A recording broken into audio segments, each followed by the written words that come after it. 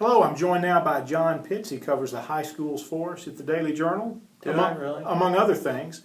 Just kind of a Freudian slip there, John. We've kind of been missing each other with our schedules and whatnot and the holiday, and now we're back. And for the record, John Pitts is our sports editor, so he does in fact cover the high schools, covers many other things for us as well at the Daily Journal. John, how are you, man? I cover my behind mostly, I think is what I do. I'm fine. It's been a hectic time, I know, with the Thursday night game and other things that have been going on, the holidays, sort of a crazy time with Thanksgiving, but we're sort of getting back into a little bit of a groove here as December rolls in. We are, and it's kind of been it's an interesting week now. It's fun to have so many local high schools as we do, going down to Jackson with a chance to win a state championship. Congratulations to all the teams going to Jackson. Condolences for having to play in that stadium. It's we had talked last week, late in the week, about the vague possibility that the five might have 5 teams in Jackson, and that's where we are. And so it's going to be a very interesting couple of days as we try to cover and keep up with those teams, and catching the late game on Friday is that's a delight right there. Absolutely. That's a delight. Well, let's go back a little bit to the Egg Bowl Thanksgiving night. Starkville, Mississippi State, 17-10 in overtime. Wasn't the game that many people predicted, but John, your thoughts there. I mean, I noticed early in that game and wrote on Twitter that, man, Ole Miss just does not look like the emotionally invested team here. Well, I mean, my wife, who was watching at home, said it just never looked like they were into the game. And at the college level, so oftentimes teams are pretty equally balanced, and that old cliche about who wants it more. I still marvel at Mississippi State's capacity to say, here, we don't want it, why don't you take it? We don't know what to do with it. Right. And for some reason, and probably Ole Miss just could not rise to the challenge there. There sort of came away with a little unease about exactly how Bo Wallace fits into things. Yeah. His supposedly someone tweeting on his sister's Twitter account said, and then deleted a tweet that said, the coaching staff doesn't have any faith in my brother. And you tell me, did they take a lot of shots downfield? Was the defense just set up in such a way that they didn't have any confidence in that? I thought they would take more shots downfield, John. Other teams have passed on Mississippi State this season, and certainly that was how you as an Ole Miss team had success in this game last year. But as I mentioned to someone earlier, if Moncrief was well fed in the Egg Bowl in 2012, he was like on Slim Fast. He was starving, wasn't he? Yeah, in 2013, a year later. I mean, clearly Mississippi State was not going to be beaten by Dante Moncrief, but I just think the Rebels needed to take more shots downfield than they did. But the other thing, John, as far as that goes, Freeze really likes that swing pass to Laquan Treadwell. Give it to Moncrief. Get the ball in his hands. Try to let him make a play that way. I mean, he did that and got a touchdown off of it against Arkansas with a good downfield block from Jordan Holder. So, just a lot of different things. No running game, which I think goes back to the problems that Bo Wallace was having. Just really out of sync in general on offense, and really took away from a good defensive performance. The fact that State was down to its third quarterback notwithstanding, Ole Miss dominated the Bulldogs' run game and took that away and consistently gave the ball back to their offense, but got nothing from it. I just think 10 or 20 years from now, somebody's going to write a column that says, how could a Ole Miss team with this many future NFL players on the roster finish the season maybe with a 3-game losing streak? Yeah. I mean, this does not look like a team that's going to go to a bowl game and beat Georgia Tech, say, if that's who they play. For instance, maybe they'll catch a break and not have to play that. But this is a team, as I wrote in a column before the battle for the Golden Egg, there's a distinct possibility there that you could end this season on a 3-game losing streak and wind up with the same record you had a year ago, and you're not going to feel quite as good about yourself as you thought you would. You're not, and I think right now, John, and we don't know how the bowl game will play out. Maybe it becomes the elusive 8th win for Ole Miss, and maybe Freeze is able to say that he's one step farther along in his journey conversation. Maybe it works out that way, but for right now, it seems to me that Ole Miss fans and followers in general are dealing with the first bit of, hey, what's going on here, in 2 years. I mean, everything has been good and has been positive moving forward. I think, obviously, you get a pass for some things that happened in 2012 when you talk about journey and rebuilding. But even then, there was a little bit of frustration in coming close, but not being able to close the deal against Texas A&M, Vanderbilt, LSU. Ultimately, though, that was swept away because they got over that hump. They were able to finish games successfully against Mississippi State and Pittsburgh and really ride a wave of momentum into the offseason. Great recruiting Yeah. February. You Right. got to move right into talking about February recruiting and then on into the spring. And it just, I don't know, it just seemed like we'd be talking about something besides 7 and 5 at this point. Well, I don't know that it seemed that way in August. I think that expectations can change on the fly. Right. And when you beat Vanderbilt and you go to Texas and you win at a place where you were not really expected to, then yes, expectations tend to change.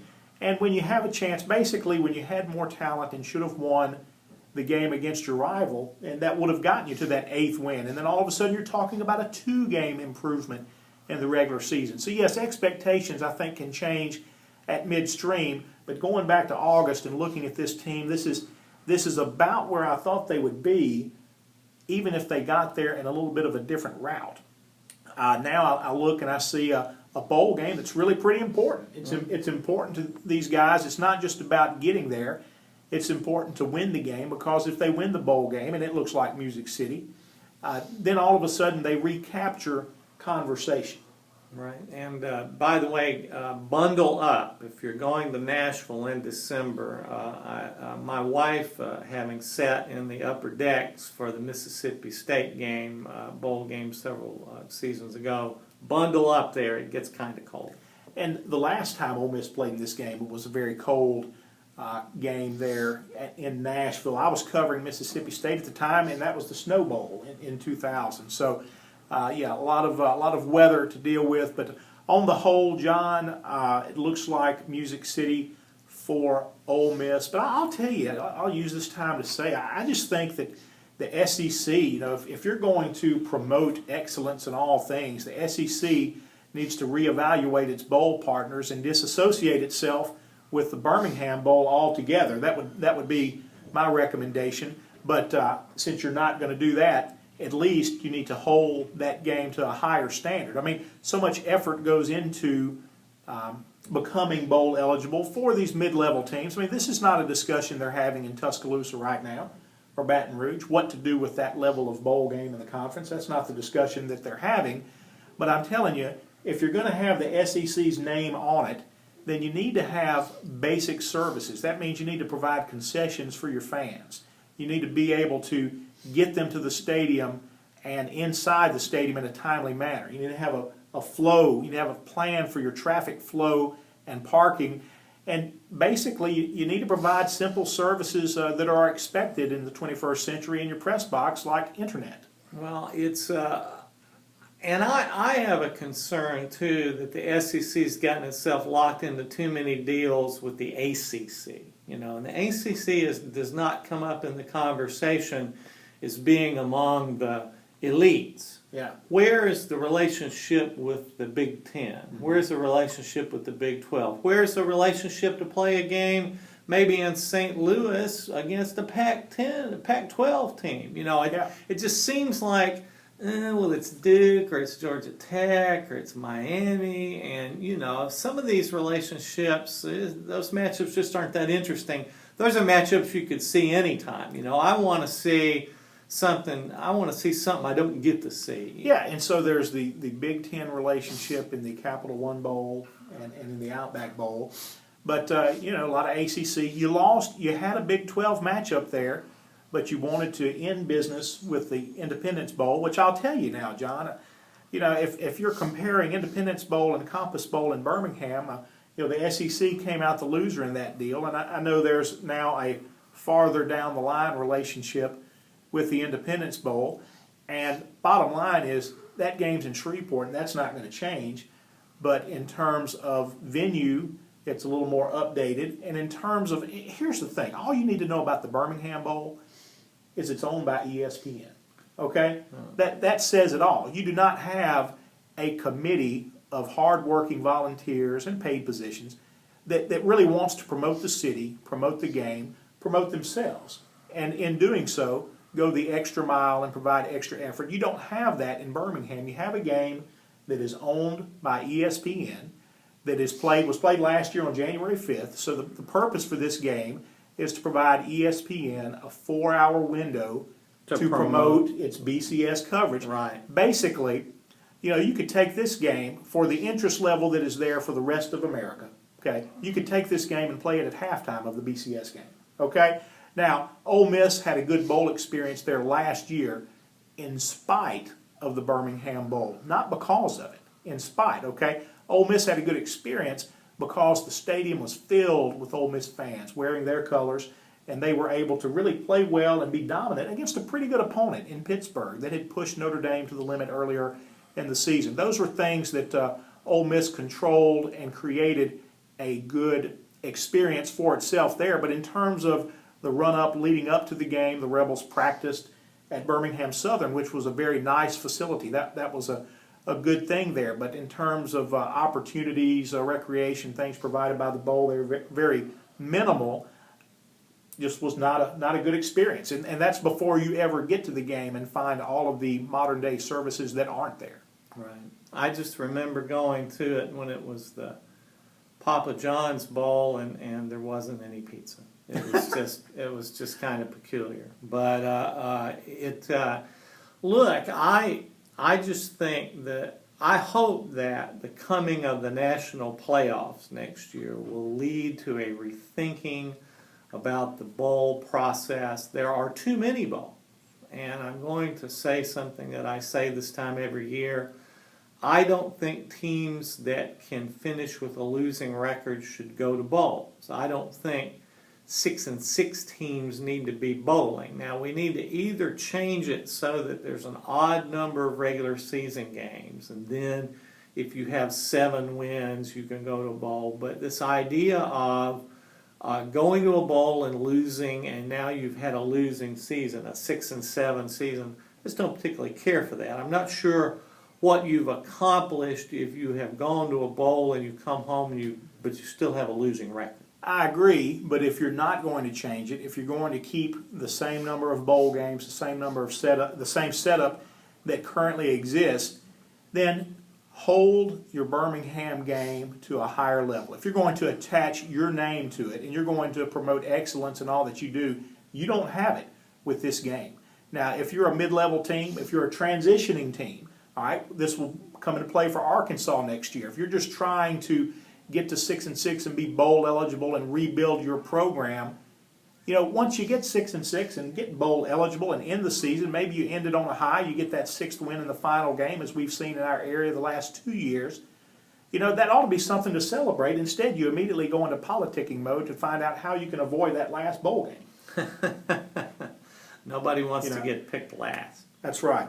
John, shifting gears a little bit, Ohio State and the Big Ten. Do they deserve a spot with an undefeated Ohio State in the BCS championship game? Ohio State beats Michigan State Saturday. They'll be undefeated. Do they need to be in the game? No, but and yet the best thing we can really hope for is for Michigan State to do what needs to be done here, beat Ohio State, and end the conversation. Ohio State did not deserve to get out of the game with Michigan without losing, and I understand where the Michigan coach felt like they had to try to win it right there, that he didn't want to get into overtime, and God bless him for having the courage of his convictions there, even though you'd think they had a better play call than if they were going to do that. But Ohio State is a little bit of an illusion, I think, and part of it is that they are they are undefeated against just a really ordinary league schedule in particular. You know, I think a really interesting game would be Ohio State's undefeated team against an undefeated Northern Illinois. You know, I'm not so sure that I don't think Northern Illinois would put the best player on the field in Jordan Lynch at that point. Well, you know, we'll see. Maybe Michigan State will take care of this for us and remove Ohio State from consideration. I don't know how you know, I hear the SEC propaganda right now. I hear Auburn AD, Jay Jacobs. I know what you want to do. I don't know how you put a one-loss team over an unbeaten Big Ten team. You know, it's too much on the computers there. I mean, you know, it's the schedule you were dealt with, and you won it, and you played successfully, and you know, and to some degree, Ohio State is a product of its history and its rise up the rankings and where it has been in the polls. But anyway, I have a hard time moving a one-loss team ahead of them. Understood. And that's where I'm hoping that the universe will solve that problem for us on Saturday. Yeah. So Sparty, if you're listening, if you've clicked here, we need you, Sparty. We need you, Sparty. John out west, Steve Sarkisian, the new head coach at USC. Ed Ogeron, I never thought he had a real shot at the job, even as he kept winning. It's just hard for the AD to make that call and to promote long-term an assistant coach off of a losing staff.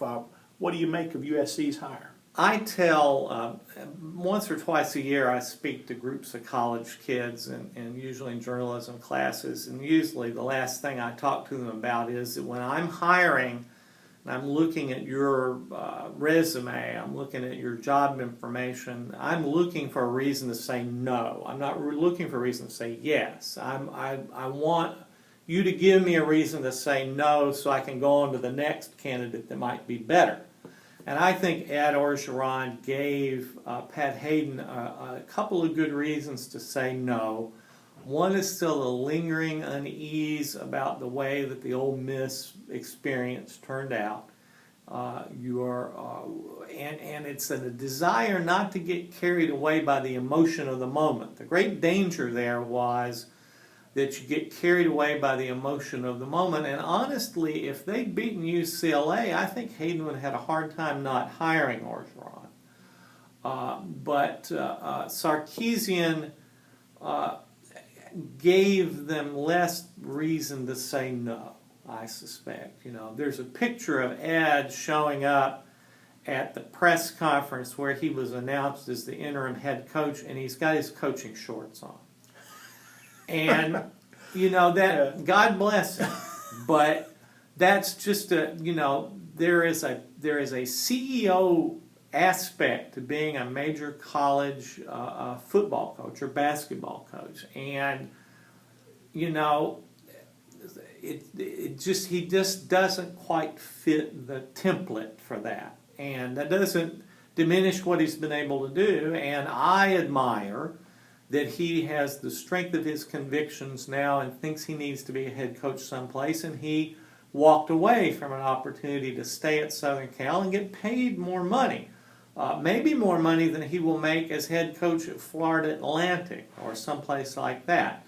But it's time for him, if he has the strength of his convictions that he thinks he can be a head coach, then he needs to fix that star and move forward. Well, it will be interesting to see what opportunities become available when we enter the season of the carousel and the moving and shifting and things of that nature. I know that there is a group that would like to see Ed Ogeron at Louisiana Lafayette. That assumes that Mark Hudspeth will move on and find will rise up. That really seems unlikely now, though, doesn't it? I mean, right. Because it looks like the SEC will get out without any coaching changes unless somebody falls off a motorcycle with a cheerleader in the off season. You know, and frankly, is there anything that all the teams that Florida plays against could be more pleased about than the fact that Will Muschamp will be back? You know. Always beware in a managerial situation of making the decision that will bring the most cheer to your rivals. And I think if you are Georgia, if you are Florida State, you're delighted if they'll bring Muschamp back again. Please give him a lifetime contract, because they've dug themselves a bad hole there.